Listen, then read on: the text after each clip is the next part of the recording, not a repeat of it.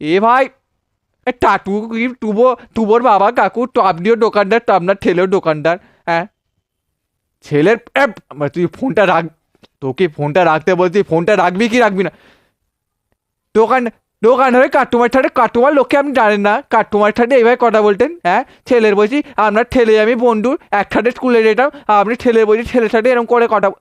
ছেলে, তুমি ছেলে, তোমার কথাবার্তা আগে ঠিক করো, তারপর তুমি বড়দের সাথে কথা বলবে। ছেলে বলছি, তোমার সাথে আমি জ্ঞান নেবো কিভাবে কথা বলতে হয়।